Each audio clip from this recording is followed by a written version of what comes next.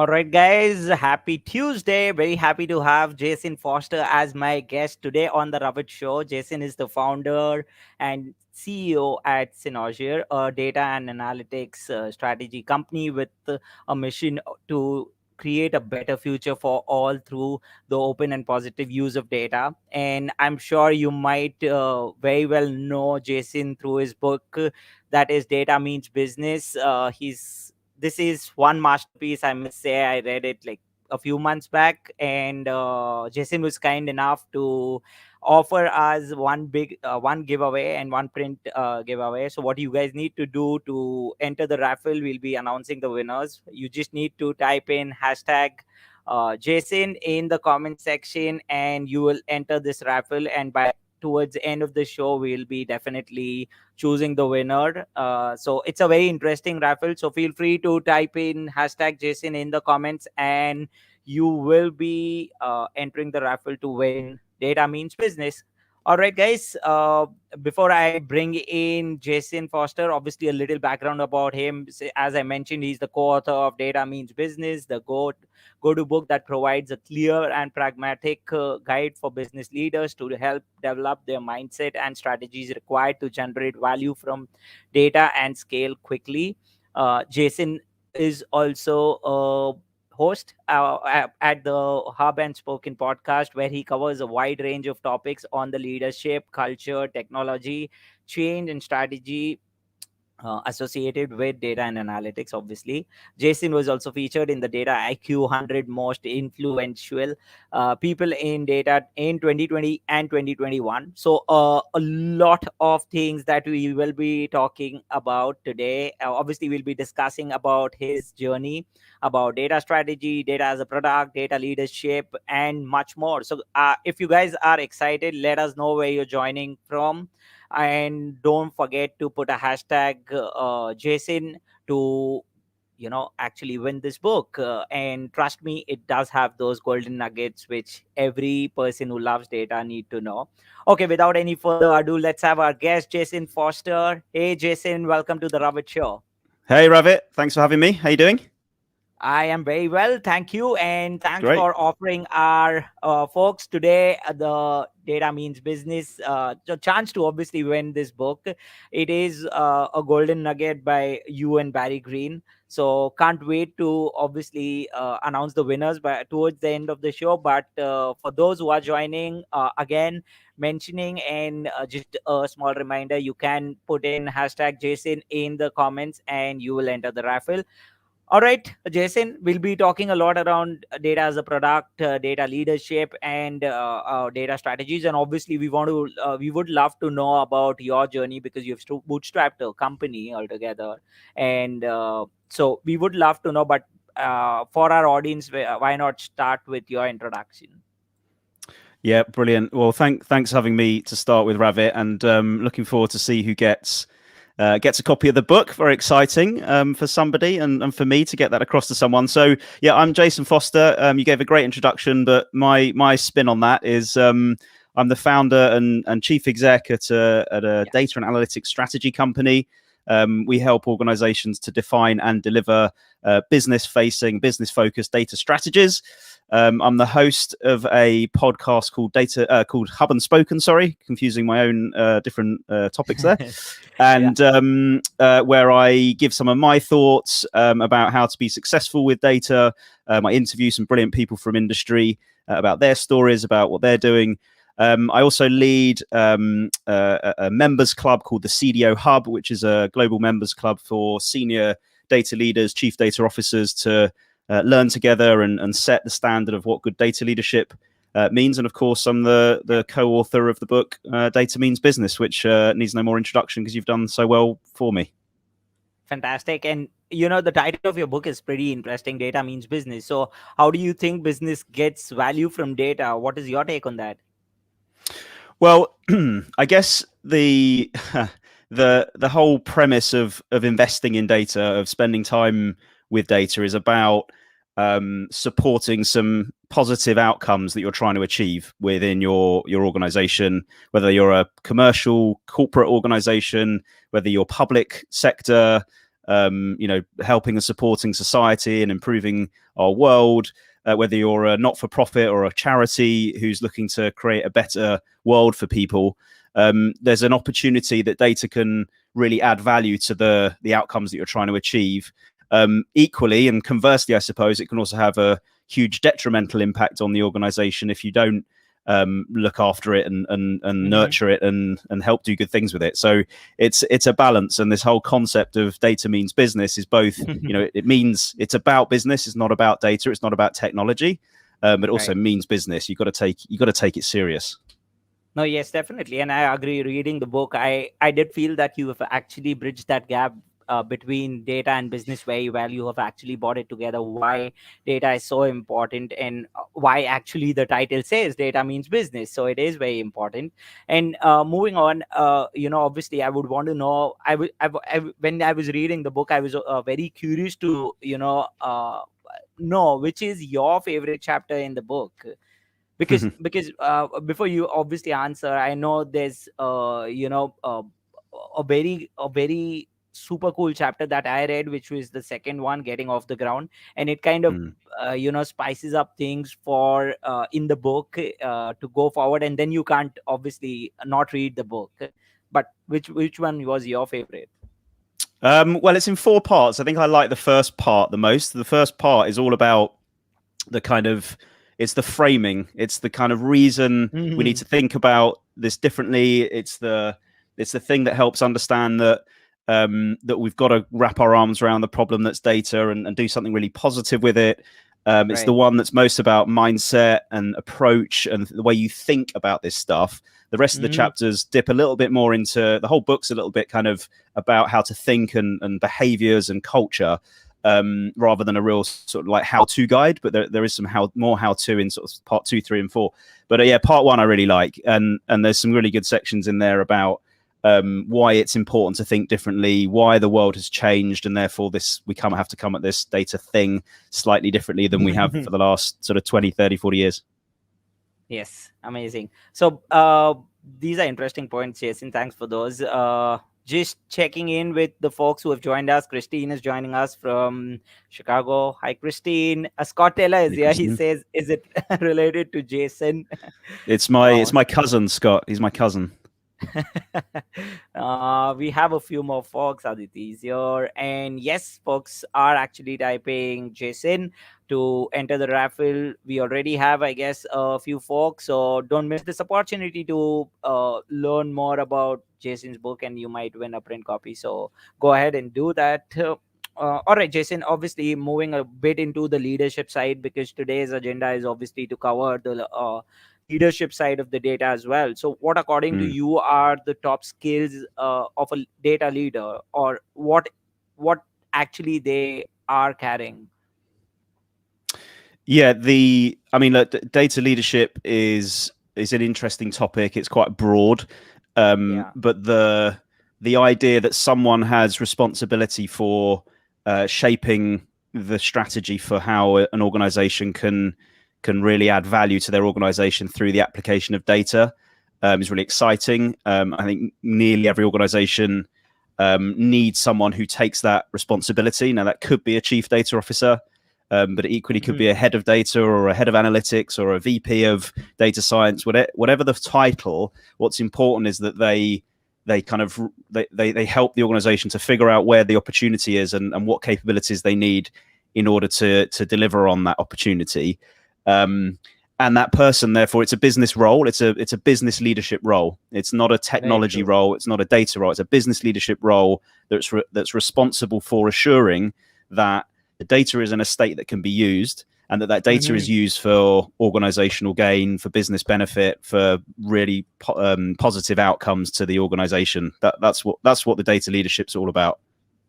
Wow, definitely, that makes a lot of sense, Jason. And also, in terms of when I speak about data leadership, there's obviously another thing that comes to my mind is the strategy. And according to you, what is the one thing that a data strategy should include and a leader should have in place, when obviously they already have those skills, but strategy also kind of needs to fit in very well? So I think any strategy what data or business or technology or people, whatever strategy we're talking about, I think it needs to have and data's no different. It needs to have an element of where are we going, why are we going there, what's the value of doing that. But it needs to be baked in pragmatic, actionable stuff so that you can deliver something. So a data strategy is all about really it's about kind of defining what's the opportunity for our organization. So it's about improving customer acquisition? Is it improving our employee well-being? Is it about improving the supply chain of our organization? Is it about the effectiveness, the managing the risk? There's endless list of opportunities that we need to define. It needs to then talk about what are the capabilities we need as an organization to enable us to get those opportunities. And they're across people, they're across culture, they're across literacy, they're across the operating model that we have, the approach we use, the technology we have, the architecture we put in place, the data management practices we have. They're all the capabilities that we need, without which we can't deliver the value. And then also we of course need to have a plan and a roadmap and a kind of like direction of travel that chips away at the improvement. So that all that wrapped up for me is what a data strategy is all about. And the most important bit though is knowing why we're doing it and what the value is that we're looking to achieve from it. Because without that, all we're doing really is building capabilities. And what ends up happening if we just build capabilities is we become a expensive cost center that has a whole bunch of data scientists and technologists, but no valuable outcome that people can kind of hang their hat on and say, yeah, we've achieved something here. No, I think definitely at a leadership standpoint, you need to have that balance in terms of the skills and the strategy, and definitely it makes a lot of sense there. So also quickly wanted to take a question from the audience. I can see George is here and he's happy to see you here. Hey, George, thanks for joining us. So what are the benefits of treating data as a product as opposed to data as a service? Very interesting. It is, yeah. I mean, so it depends a little bit on what your definition of treating data as a product and data as a service is. So let me start with that, because I think that and as with all definitions, they're up for discussion. But so maybe we unpack this one a little bit before I get to that answering that. So data as a product is about packaging up the data things that you build within an organization and applying those products to a business challenge that you have. And in the same way, if you think about a phone is a physical product, AirPods are a physical product, this glass is a physical product, and that they've existed for a long time. Bread and food and cars and clothes and all these things are physical products. And then roll forward, we had kind of digital products, and digital products are things like the apps. It's things like Spotify and Facebook and StreamYard that we're on. These are digital products, and both physical and digital products, they serve a purpose, they mean something, they deliver some functionality, they deliver some benefit. There's some KPIs and some metrics that track how good they are. Sure. There'll be someone that's responsible for the features and the funds and the performance of those products. So a data product is the same. You can think of it the same. It's a product that you can use that serves a purpose, that adds value, that has features that someone looks after, that you feed and water and make it better and better. And that could be a dashboard that has performance metrics on it. That could be a machine learning algorithm that's a predictive model that's predicting, what a customer might buy next from a retailer after they bought a shirt. So the data product is a manifestation of a bunch of data things, which could be something like a data feed all the way through to a sort of algorithm that serves a purpose and delivers some value. The service in an organization are the things needed in order to make those data products successful. So you may have a data quality service, a service that improves the quality of the data that feeds a data product. So they're different. So it's not versus, it's not data products or data services. It's a combination of those two things that mean you can serve up data, you can serve up solutions, you can serve up outcomes that support business stuff, and that you have that you have services that make the people around this product better at it. So helping someone become more literate in data would be a service that is provided to an organization to help them become better at using data. Yeah, that's a very interesting. Hope that makes sense.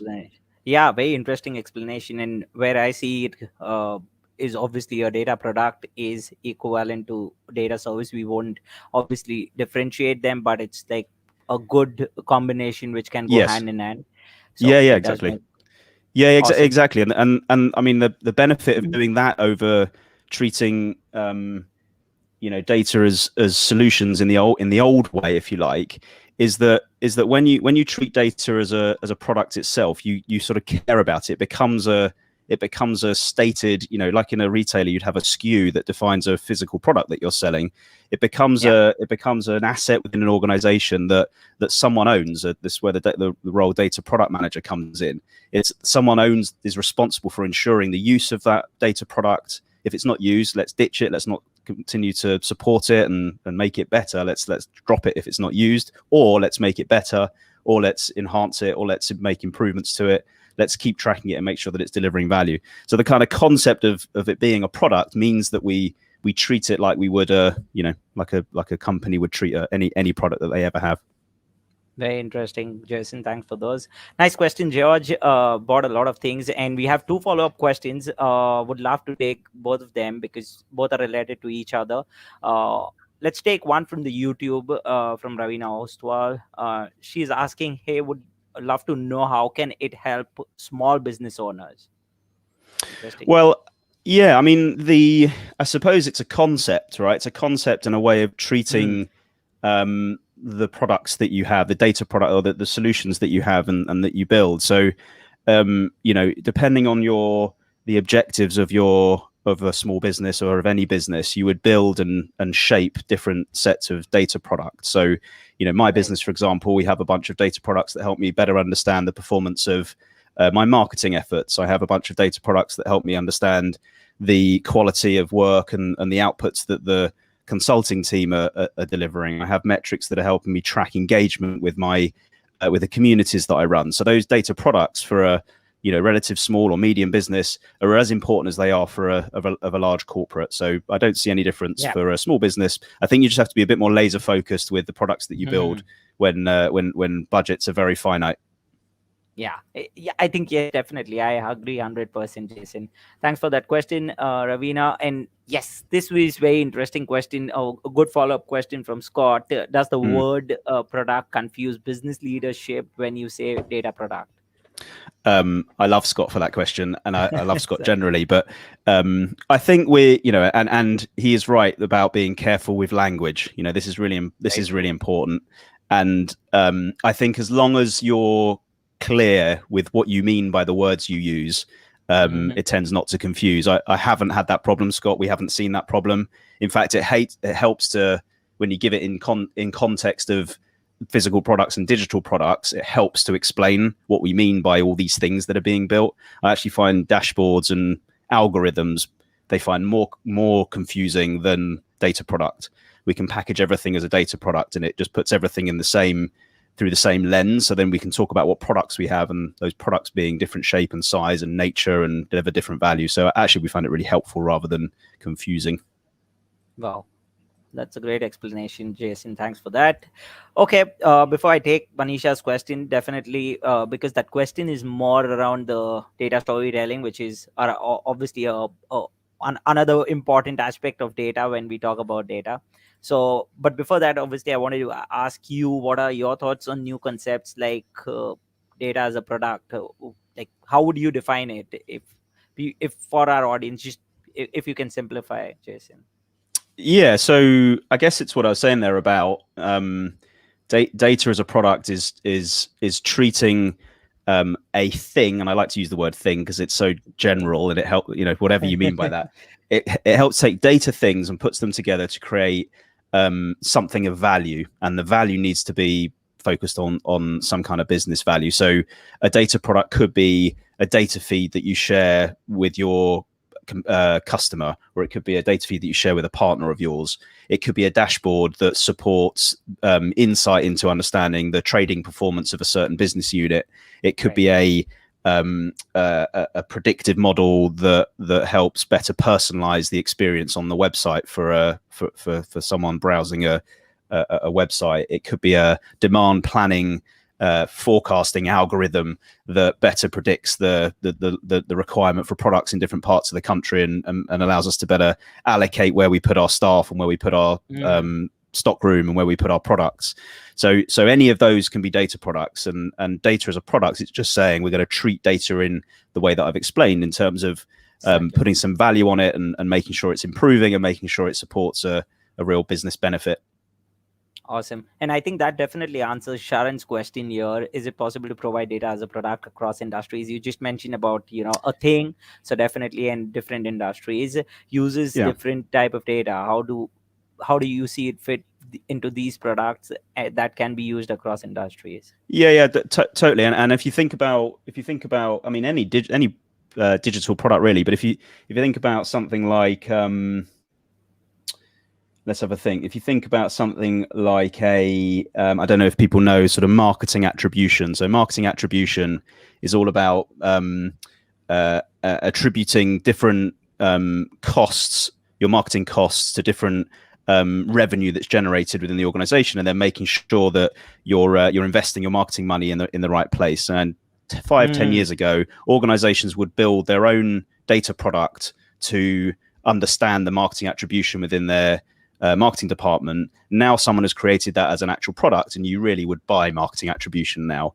So it's gone from a sort of almost in development kind of concept and product that people have built internally, and it's become a product that can be used universally across all industries that have multiple marketing channels.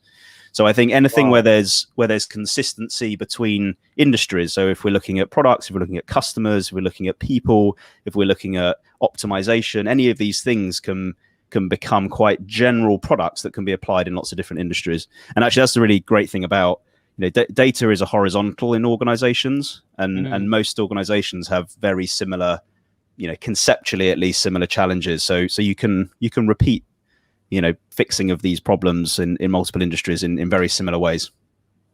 Very interesting. That definitely answers for Sharon. Thanks for that question, Sharon. Obviously, for those who are just joining us, a quick reminder that we are giving away Data Means Business book by Jason and Barry Green. So feel free to put a hashtag Jason in the chat. I'll just let you guys know. Okay, we have 19 folks who have already are up for the raffle. So we'll be announcing the winners by end of the show. It's a very jazzy type of giveaway. Jason, you might like it, and I'm sure you might use it going further in your podcast too. Ooh, I can't wait. Yes. So let's take Manisha's question. Don't want to miss this. It's interesting. Great chat, Jason and Ravit. Can you share two great qualities one should possess for data storytelling? I guess let's have a think. You need to be able to paint a picture. I don't know if that's too obvious for data storytelling. You need to be able to paint a picture and excite people. Yes. Yeah. And it's I don't know. It's kind of about taking, here's an example I used recently. So that helps answer this. So if you imagine you're selling some products or services, and you go to see one of your customers, and you sit down and you say, how many of those red widgets do you want to buy? And the buyer looks at you and says, I don't know, how many do you think I should buy? Or I don't want to buy any this month. Or how many do other people buy? And you end up in a dialogue about what the person should buy. But if you imagine you go to that meeting as a seller of some products, and you paint a picture for that buyer about the market conditions, about what competitors are doing, about what customers are buying, about what's doing well, what's doing badly, before you even talk about what products to buy, you just paint the picture about what the opportunity in that space is, and then we start talking about recommending the different products that they might buy to satisfy that demand. That becomes a story that's been told. And data storytelling, I think, is quite similar in that really what you're doing is trying to paint a picture that helps a business colleague, a person within the organization, to better understand the situation that they exist in, whether something's getting worse, whether something's getting better, whether there's some good opportunity, bad opportunity, whether the forecast is down or up. It's about painting a picture of what the person who's listening needs to understand. And if you can paint that picture, that creates really good storytelling. There's a whole bunch of 100%. functional stuff, like, you know, be able to be good at drawing, build good dashboards, know the difference in how people interact with color. But I really think it's about stepping away from the detail of data and helping to paint the picture of what the message that you're trying to get across. I hope that answers some of that. No, I think this is fantastic explanation there. Painting a picture is so important because you are actually playing around with the effects around, and you are actually talking about the factors and putting the story together. And obviously, the data kind of fits in very well once you kind of plot the story and the factors out. You are actually painting the picture, so it does make a lot of sense. Thanks for that, Jason. Just numbers. Just numbers and graphs are really difficult for many people. Some people consume it well, but it needs the context, and I think giving context to the situation helps paint that picture. So yeah, it's I hope that helps. Yes, definitely. Let's take a question from Atul Kumar around data as a service. Data as a product, sorry. Will the bigger organizations adapt this approach of data as a product as compared to the approach of a data as a service? How will it have impact on current data management practice? Interesting. Yeah, that is interesting, and it comes a little bit back to the difference between the two. But I think more generally, will bigger organizations adapt it? Like with any change, it needs someone who can shape the change and drive the change and adapt the culture so that people work in that way, and there's lots that needs to come into that. I mean, interestingly, kind of linking that to data management, something like data mesh, a more sort of recent concept, which is really in its infancy, and Scott Taylor, I'm sure, will hate it because it's a new buzzword for the industry, but actually it hits on this point really well, which is that the way you treat data, the way you manage your data, can really transform the way in which you get value from it. And if we can treat data in a way that services the needs of the operations of the business and the needs of the kind of analytics of the business, this idea of data as a product really sort of comes together nicely, because you ensure through data management that you have your data structured and set up in a way that is good for operations and good for systems talking to each other and good for the way we need to operate and run the business day to day. But it's also able to serve and satisfy the hundreds and maybe thousands of data products that we need in order to satisfy the kind of the enhancements, the kind of the accelerated firepower that data can give. So that's where I see it. And actually, yeah, just bigger organizations changes, 10x harder or 100x harder depending on the size. So there are always going to be challenges there. But I don't, I think if people buy into this idea that instead of siloed solutions being built, different technologies being brought in different parts of the business to solve the same problems, multiple definitions of what we mean by revenue and cost and these sorts of things. If people buy into improving that for an organization, whatever the size, I think you can really drive. Forward this idea of data as a product. Yes, makes great sense to Atul. Definitely great question, Atul. Thanks for that. And Scott Taylor did mention I'm all for that, no matter what you call it. So yes, but it kind of helps a lot of folks here when you explain obviously data as a product and service. So amazing. It kind of clears for Mohammed. Nice. Thanks for joining, Mohammed. We have an interesting question from a consumer standpoint, and it's from Christine. How can data products avoid the pitfalls of market saturation? Currently, there are many data products available to consumer. How can a consumer unfamiliar with services related to data products know what service is best? I'm not. I think I need a bit more explanation on that one. Let me try and unpick it a bit. So I think by market saturation and data products, I think you might be referring to the different tools and technologies out there. So things like Tableau and Talend and Alteryx, and I think that's what you're referring to there. And I suppose what I'm talking about, I think what I'm talking about, that they're sort of tools and technologies required in order to build the kind of data products that I'm talking about.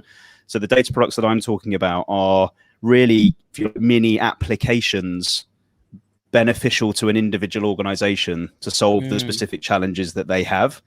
So So they're sort of slightly different in that way, and I guess the same can be said about market saturation. If you have too many of the same data product within within the four walls of an organization, then you end up with other challenges of, normally multiple definitions of the same metric, or duplication of effort, or lack of efficiency in how data's managed and data's moved around. So I think that's where the way I'd answer that is to ensure that we've got a good kind of approach. I often call it operating model for how we collect requirements and build implement changes to data management practices and build data products. Mm-hmm. Yeah, definitely. It was a bit different question, though the products which you are explaining here are important. Okay, let's take a question from Harpreet Sahota, the host of Artist of Data Science. Good to see you, Harpreet. When it comes to developing a data strategy for an organization, which approach would you be I would love be it. most effective? Top down, bottom up? I love that question. Absolutely love it. The answer is it needs to be both. It has to be both.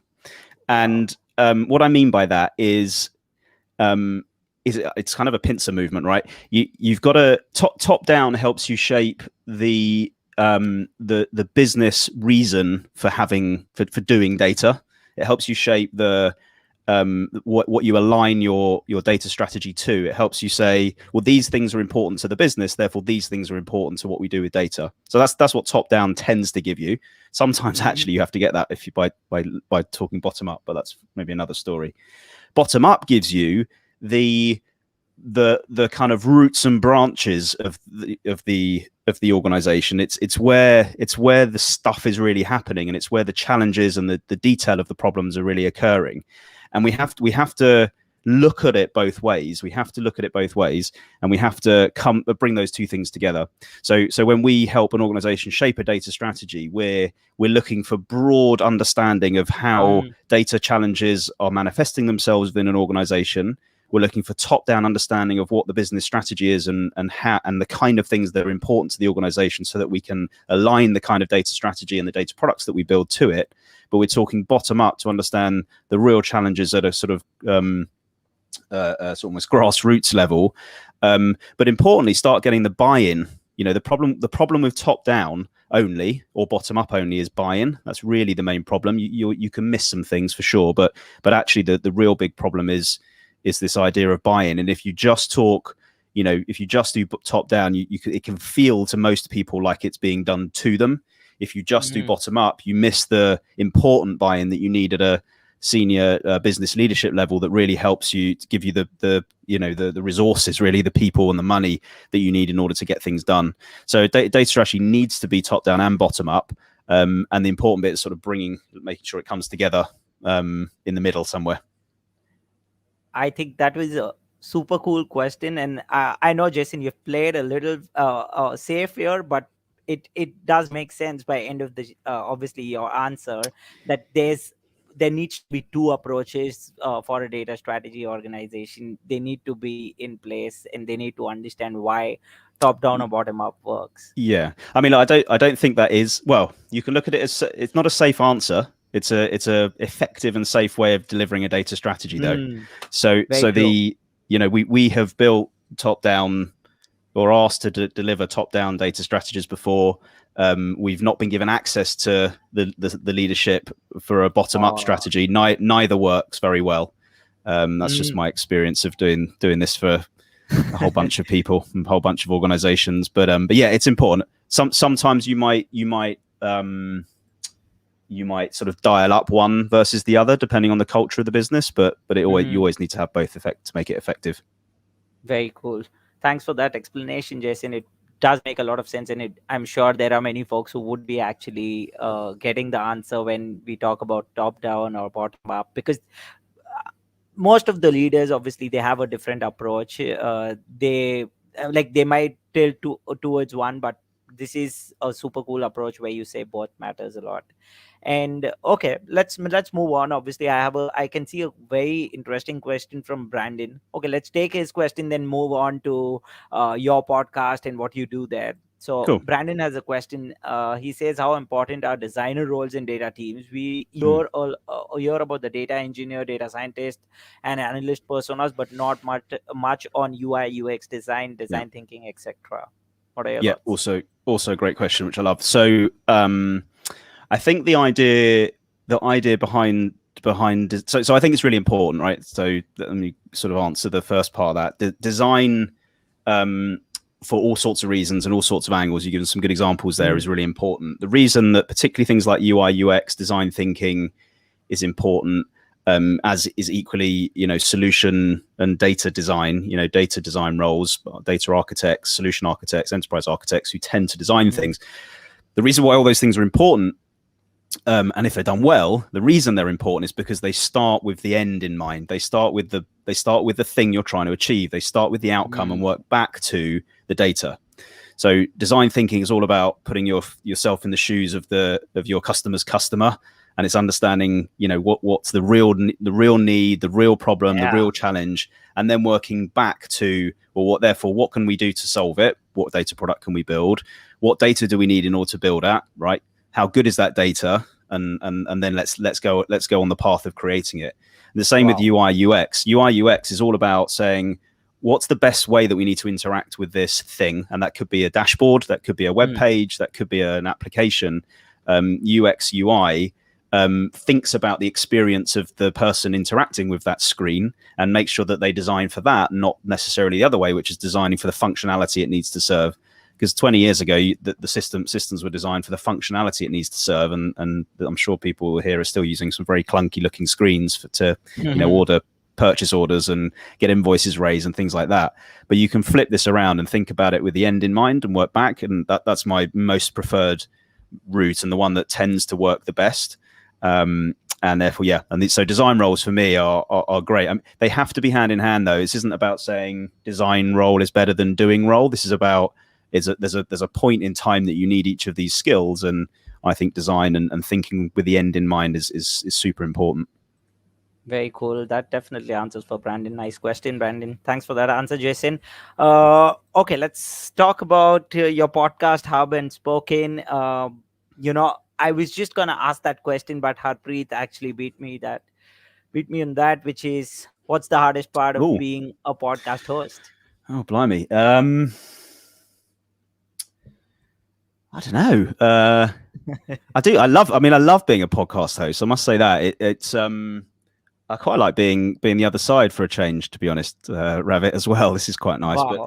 But I don't know. I think it's not really. We don't particularly find it hard per se, but I'm always conscious of and thinking of and making sure I'm focusing on how do I add most value to the audience, Yes. and how do we not just put on stage people that are sort of well tried and tested, but people have real stories. They've gone through real problems. They've tried to fix some real things. They've got some great stories to tell, and they're normally hidden within organizations. You got to sort of seek them out. And then just consistency. What we started out with was making sure that we just turn up, keep going, keep turning up, keep being there. We went from quite sporadic kind of release of podcasts. We now do one a week every Thursday. We've got some really cool stuff coming up, which I can talk about in a sec. And we found just being consistent is hard. Consistency is hard. And there's times where you go, is this as important as we want? And should we, dial back a bit? But no, consistency, I think it's really important. Actually, it's true for anything that you want to turn into a good thing, consistency. But I've not been asked that question before. Thanks for that, Harpreet. Yes, thanks for that question, Harpreet. Yes, consistency, definitely. Being a podcast host, I can actually, say consistency is something that is the hardest thing to, keep on. But I think if you have that consistency, you tend to grow, and it also the value, as you mentioned, is another very important aspect when we are having not only the time that we both are investing, but also those who are actually joining us, and if those answers are kind of being answered. And that's one of the reasons why I always love to take most of the questions that come in. And that reminds me, obviously, to take another question from the audience, which is about your book. And I don't know, everyone's around what are the toughest things or the hardest, the most challenging things. So let's take this one, Aditi Kinvasra's question Yep. about what is the most challenging part while writing a book? Well, the most challenging part for me was probably finding the right combination of creativity, quiet space in my house with my crazy family running around behind me, the right amount of coffee, and the right amount of time. Wow. And if you try and think of parts of your life where you've got those things perfectly aligned, then you'll know how hard it is to find it. That was the hardest thing. So sometimes you had, the creativity was there and you knew what you wanted to write, but you didn't have the time and space to do it. Sometimes I had the time, but I just couldn't think of the words to write. Sometimes I was kind of motivated, but my brain just wasn't tuned in, so I didn't have enough coffee. So it was the combination of those things was the hardest bit. Actually, the process of what I wanted to write, what value I wanted it to deliver, who I thought the audience was, what kind of message I wanted to give, what words I wanted to say, macro level was all relatively straightforward. It didn't quite fall off the page, but it's definitely getting that right, perfect scenario. I wrote most of it in lockdown as well, so we also had the kind of the weight of being at home a lot, the family at home, homeschooling. There's a lot of sort of early mornings, late nights, weekends. I run a very fast growing business as well, so it was tough to get that. But I very, very fortunate to have a good family and a very good team around me that helped me get over that challenge. So very, very grateful. Yes, and definitely the masterpiece came out, and it's actually been the talk of the town. So for those who are joining us late, and which book you were wondering, we were talking was about Data Means Business, and we are also giving away print copy today. So we'll be announcing the winners towards the end of the show, and we are very close. So folks who haven't actually mentioned hashtag Jason in the comments, don't forget to do that. All right, moving a bit. I know you are a member of CDO Hub. Can you tell us more about the hub, Jason? Yeah, so I'm more than a member. I created the CDO Hub something like 4 years ago, 3-4 years ago, and it was born out of the lack of sort of home and space for what was a relatively new and emerging position and people in those positions to properly sit back and relax and talk about the craft, talk about what it should be like, talk about what it is like, talk about how we get better at it. And it was kind of there were quite a few events, some sort of expos that happened where people go and watch people on stage talking about it. But you can't really interact, you can't really get dialogue with that person. There might be one or two questions. And what we found and talking, we tested this with people and the concept with people. What we found is what people really wanted or enjoyed most about those big conferences was the coffee break where they bumped into their industry peers. So we were like, let's create that. We're going to create basically the coffee break of big events and put it as something that was always on. So we have a regular. So it's for senior data leaders in the kind of chief data officer. You have to be responsible for the data strategy, setting the data strategy or implementing the data strategy to sort of qualify. So it's not for everyone. And we meet on a regular basis, a monthly basis now. During much of lockdown, we met every fortnight. There's a Slack channel and group where discussion happens as well. And essentially, it's about everyone's on a level. There's no keynotes at any of the meetups that we put on. It's really framing a discussion, breakout groups, and talking about the craft that is data leadership and how we move it forward, how we make it better. And how we progress and improve the sort of what good data leadership looks like. So that's what it's all about. We've got about 250 members worldwide. We have a specific US chapter that's led by Jennifer Agnes. She's based on the East Coast, but she runs it across the US. And then we have an everywhere else chapter that's for the rest of the world, rest of Europe. And it's great fun. So that's what it's all about. And I love it. It's the giving back, right? So we don't charge a fee for people. That the cost is people's contribution. We don't take sponsorship, so there's none of the vendors there sort of pitching our own business. My own business, my own business doesn't try and sell services to the people that come to it or the people that engage with it. This is just about giving back to the community and making sure that data leadership is really strong, because the value it can deliver to the world is great. So we want to make sure it's achieved. So yes, there's that link, but also you can cdohub.com as well is the easier link to have a look at it. Fantastic. I will share definitely with those folks who have joined us. And cool. 250 members is huge. You said around 4 years back you started? Something like that, yeah. The CDO Amazing. Hub, yeah. I think a long way that you've reached. And I'm sure. So what's the next plans at CDO Hub? How do you see it? Do you want to host a conference just for the members, or are you good with the meetups? How does that work? Yeah, good question. We're just looking at that at the moment. Since we started, there's quite a few other communities. So some that are run by some of the vendors, some that are run by independents, some that are run by recruiters. So there are a few that are around now, and I think that's all really good. I think that's good that there's opportunity for people to interact with different groups in a different context, in a different way. Again, we just want to be consistent. We just want to show up. We want this platform to be there for people. We're opening it up to, it used to be just UK, then we opened up national and then international. So we're going to keep that going. We're going to move back to physical, because we took this all online, as lots of people did.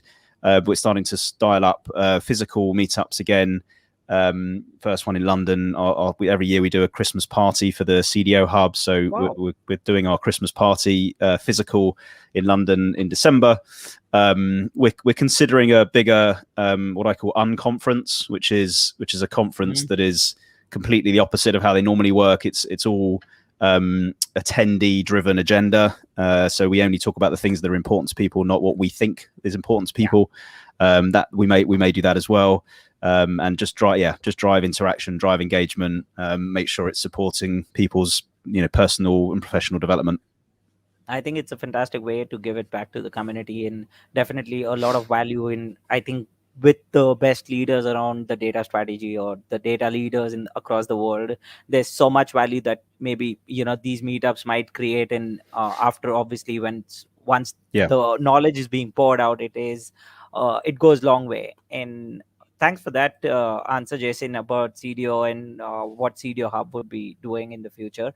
But not forgetting about Cynozure, where you work, you are the CEO. So tell us more about it. What are the future plans for Cynozure? What do you guys do? And more about it.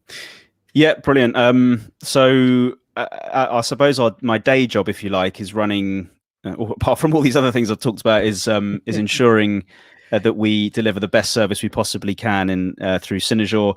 We're a data and analytics strategy company. We help organizations to both define and deliver their sort of data strategies. So there's a whole bunch of advisory services in there where we help organizations to figure out what this data thing means, what the opportunity is. We help them define and set their data strategy that links and aligns to their business strategy. Then we have some services where we support the implementation of those strategies. So we build technology solutions end-to-end, ingestion and data platforms, data science, dashboards, sort of end-to-end technology platforms. But importantly, and where you really get the success is in the business implementation side of ensuring an organization is able and capable of getting value out of data. So there's a whole bunch of stuff there around change and culture and their operating model, and literacy. So we support end-to-end an organization thinking, planning, and execution across the public sector, private sector, Nice. and the not-for-profit sector. Super cool. And I know how Synology obviously has bootstrapped from start. I've obviously read in articles about the interviews. So can you tell us a little about it, Jason? Yeah. What was the early journey of Synology? Yeah, it's kind of, I suppose, fairly classic sort of startup, really. I left a 20-year career in industry and in consulting as well. So before I set up the business, I worked and ran data at Marks and Spencer, the UK HQ'd retailer, £10 billion turnover company. I ran data and did a whole bunch of interesting, exciting stuff there. We're building central data capability and a whole bunch of digital and loyalty products, and where data was at the heart of them. And I left there and literally sat down at my kitchen table in January 2016 and thought, look, I want to create an agency, a consultancy that I would have wanted to exist when I was at M&S, that I wanted to bring in, that I didn't feel at the time did exist. The ball got rolling from there, really, and we won. Our first client was Soho House, the sort of global private members club. They have about 10 different businesses, from cinemas to restaurants to private members clubs to workplaces to all sorts of stuff, and it was all focused around how do we understand our customer and serve up digital platforms and better engagement with them to drive sort of interaction and drive acquisition and drive retention of the customer base and things like that. And then it grew from there, and we've been going just over 5 years. We've grown, triple digits every year since we started. COVID was really interesting in that it accelerated people's view of the necessity for wrapping their arms around data and really having good visibility and predictability about what's happening, and that helped to support our growth as well during sort of COVID years. That's the sort of whistle stop story. You mentioned bootstrapped. That just means that I didn't take any investment. We're fully private. Yes. I haven't taken any funding. That we're organic growth. So everything we make, we put back into the business to grow it and support. The things like the podcast and things like the CDO hub. Give me time and space to write the book and stuff like that. So we love it. We love what we do. It's all focused around helping organizations to deliver value, business value out of data. And we do that sort of as a full service. And you are doing it very well for the community, definitely, Jason. So inspirational story there. I just wanted the audience to, just get that feeling from where you're coming and just understand the journey. So thanks for that story. And yes, about the CDO hub, I think Scott is mentioning that let him know about if it's happening in NYC or CD. He'll be now I'm allowed. Now Biden's let us fly, Scott. I'll be over there. I'll be over there soon. I think mid-November is the shackles have been taken off, so I'm sure we'll get over there soon. Awesome! Can't wait to see the photos. Definitely. So moving on, obviously, there's an interesting question about conferences that I wanted to touch base on. Do you attend conferences? Yes, I saw you attending the big London conference somewhere. Maybe. So do you like attending conferences, and which is your favorite one? I don't think I have a favorite, but I like attending for a few reasons. So I often talk at events as a keynote or a breakout speaker, sharing our lessons from working with hundreds of organizations on this stuff, latest sort of thinking and latest practical ways of doing things like data strategy and building data platforms and data ops and all these great things that are needed in order to get this done. So yes, I love talking at them, as do a lot of my team. I love attending. I like to see what other organizations are doing. I like to keep an eye actually on what the technology vendors are saying, because they have the marketing bucks in this space, and therefore the messages that they give do permeate their way through to end user organizations. So I like to make sure I'm clear on what the vendors are saying and how practical and true those things are, so that we can better advise our customers on what they should be listening to and what's true and what's not and what's important. I don't think I have a best one. There's certainly some event companies that put on a better show than others, but no, I don't think I have a preferred, to be honest. Fantastic. But yes, it makes a lot of sense when you say that you use it to actually upgrade yourself or upskill yourself in what's changing in the technology and what the vendors are actually saying. So thanks for that answer. It's time we announce our winner. Let's see who won the Data Means business. Are you ready, Jason? Let's do this cool. Do I have to do anything? Nope. It's just on my button here. Awesome. This is the cool stuff. Let's see who the winner is. We need a drum roll. Drum roll. All right, the winner is Panaram Tak. Ah, Pana, congratulations. congratulations. You win. Data means business. I'll reach out to you with and ask you for your address. So be ready to learn a lot and enjoy the book, because definitely if you are a avid reader, you won't take more than 2 days or more than even a day. You'll just complete it, because it's very clear when how Jason and Barry has actually put together data and business and how they have actually aligned it together. And that's why data means business. Okay, one last quick question before we wrap this up, Jason. How did you think of this name, data means business? It was one of those. So originally the book was going to be called Level Up. So in the Level book we up. talk about a framework that we have called the Level Up framework, and it was all about how you and the concept is how you increase, how you level up, how good you are at deploying Mm, data for business value. We decided it wasn't clear enough what we meant. The proposition wasn't strong enough, so it was just one of those kicked around some ideas between me, Barry, and the mm. publisher, and we talked about it's about data, it's about business. Only those things mean the same thing. Data means, and we ended up with data means. But we're not quite. We've talked about it. We're not quite sure who came up with it out of the three of us. We think it was a combined effort, but that we liked it because it without reading the book, you've got an idea of what the book's about, right? Without having to say too many words. So we landed on that. We loved it, and yeah, we've been shouting about it ever since. So.